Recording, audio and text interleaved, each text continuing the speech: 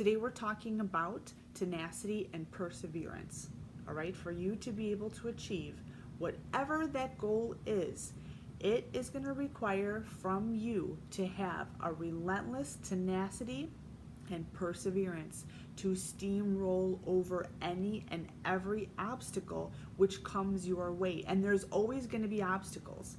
Make no mistake that any person who you see is in the limelight, is having major success. It was not something that happened overnight, and it was not something that happened by accident, and it was not something that was actually just handed to them on a silver platter. So if you're at a place, or when you are working towards your goals, or maybe you're revisiting a goal that you did not achieve in the past, especially if it's financial, especially if it's health and fitness, especially if it comes to harnessing and disciplining yourself, in different ways for the benefit of your relationship, right? In those cases, you have got to attack it with a relentless tenacity that you are going to be the victor in that situation. There's a saying that it says, if there is a Goliath in front of you, there's a David inside of you, right? The story of David and Goliath, it's one of the best ones. And it reminds me of a time that I made a decision about how I was going to handle my life, all right? Now, in no way do I perceive myself to be like this.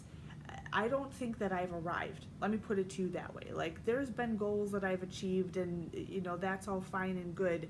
But in my mind, like, there's bigger mountains to climb. But this was one of the things that dialed in my mindset for real. And this was before I started competing.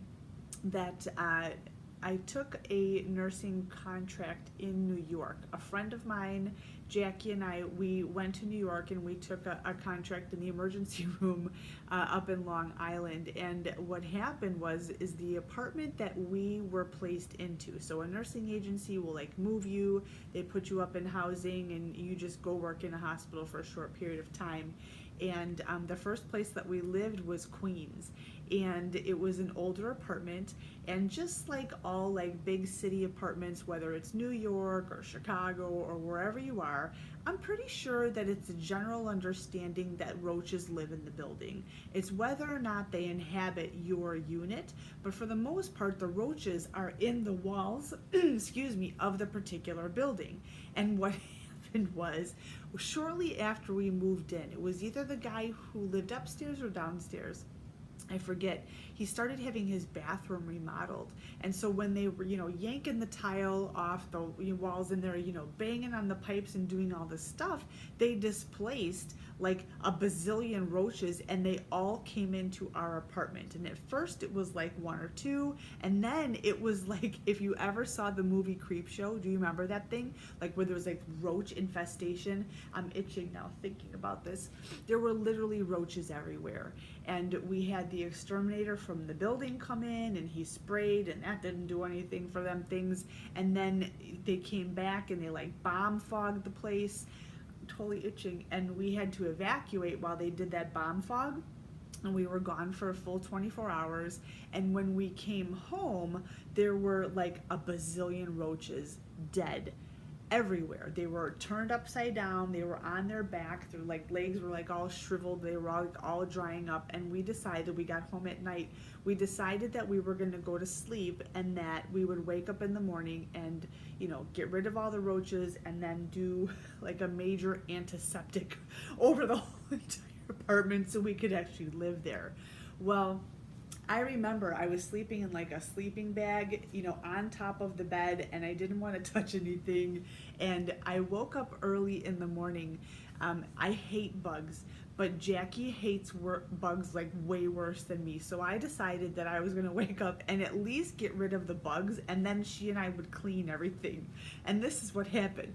There was a roach which was on the kitchen, a bunch of roaches on the kitchen counter, upside down like this. And I took a piece of cardboard and I was just going to scrape them into the garbage can. And I shit you not, I got to this one roach, and he was huge, he was giant. and I went to go scrape him, and the only thing that happened was he turned over, and he literally, I swear to God, I saw him give me, like, he flipped me the bird, and he just like strutted away like a boss.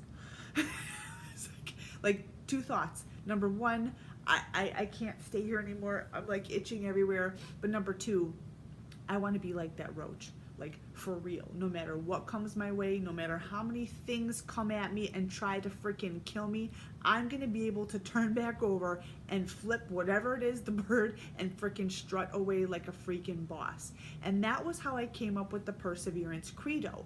And that is, you may be stronger than me, you may be bigger than me, you may have way more resources than I do, but I will outlast you.